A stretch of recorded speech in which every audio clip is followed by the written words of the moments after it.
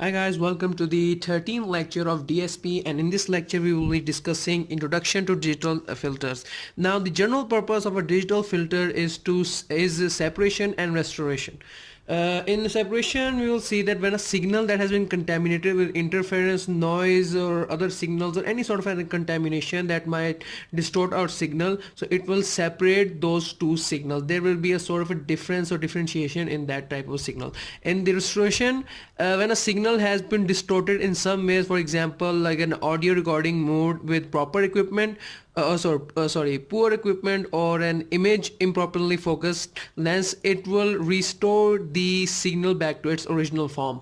Now it is quite common in DSP to say that filters input and output are sampled in the time domain. Alright, then we are going to discuss linear filters. Now there are three types of linear filters three domains, that are the impulse response, step response, and frequency response. Right now, to implement a digital filter, the most straightforward method to implement a digital filter is through convolution, and those type of filters that have been convolved are known as filter kernel. Now there are two types of filter. There's an analog filter and then there's the digital filter. Analog filters are cheap, fast, large dynamic range in both amplitude and frequency. Digital filters are superior in the level of performance.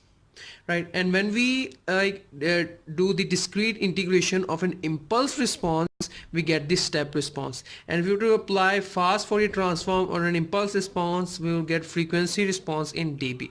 dB is our decibel, and decibel is actually a way of expressing ratio between two signals.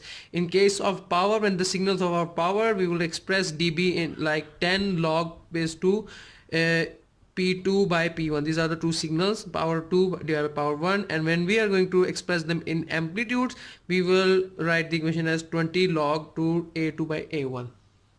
Now how a digital filter is illustrated and implemented: it is implemented in time domain and in frequency domain.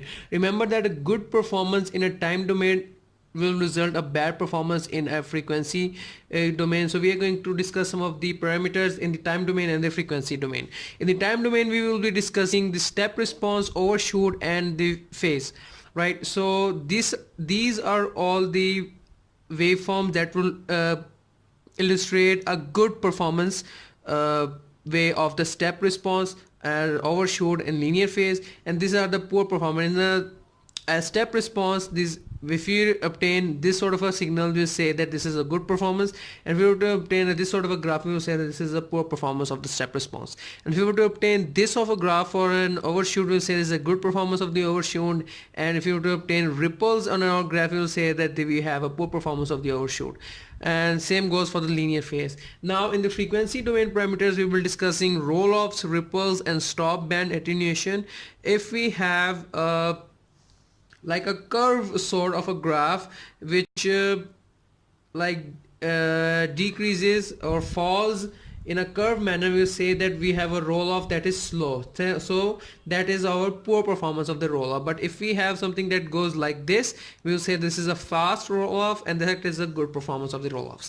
Then there are ripples. If our graph contains a sort of ripples like shapes, we will say that yes, there are ripples in our graph, and that results ultimately in poor performances of a frequency domain. And if there are no ripples, if we have a flat graph, we will say that no ripples are there, and that results in a good performance.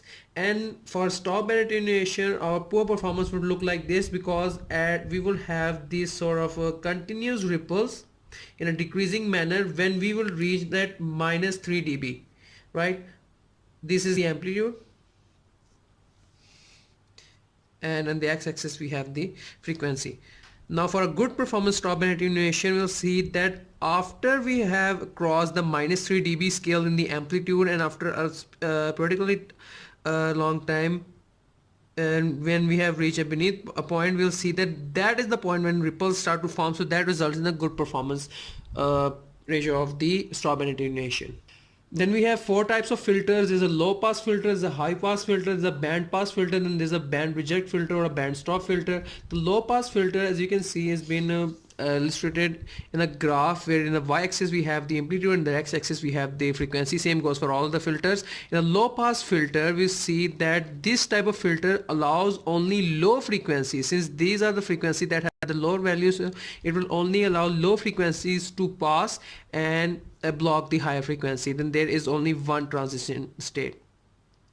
Those frequencies that are allowed to pass are the pass frequencies, since this is a pass frequency PF, and those frequencies that are blocked or not allowed to pass are the let's just say block frequency or stop frequency, right? So it has low pass frequency filter has one pass frequency and one stop frequency and one transition state, right? And the high pass filter is the inverse of it. It will allow only high frequencies to pass and low frequencies to be stopped or blocked, and it also has only one transition state. The band pass filters allow only a specific value of a frequency to pass, and it blocks all other frequencies. So it has two stop frequencies or block frequencies and only one pass frequencies, and it has two transition states. One is this and one is this. So it has two transition states, right? And band stop filter or band reject filters passes all the frequencies except a few. So it has two pass frequencies and one stop frequencies, and similarly it also has two transition states. So these are our four filters. Now how high pass filter is formed or is occurred? There are two phenomena. One is spectral inversion and the other is spectral reversal. In spectral inversion, if we were to differentiate or take a difference between a low pass filter and a step impulses which allows all the frequencies to pass, if we were to minus this low pass filter with any step response, we will obtain a high pass filter. This is spectral inversion. And if we were to reverse the frequency of a low pass filter, we will obtain a high pass filter. Then there is the band pass filter formation. If we were to convolute our low pass filter and a high pass filter, we will obtain a band pass filter that looks just like this. This is a low pass filter, and when this is convolved with a high pass filter, we obtain a band pass filter. And for the band reject filter formation, if you were to add a low pass filter and a high pass filter, let's just say H1 of n represent a low pass filter and H2 of n represent a high pass filter, and when these two filters are added, we obtain a band reject filter. So that was all for today's lecture. Thank you so much.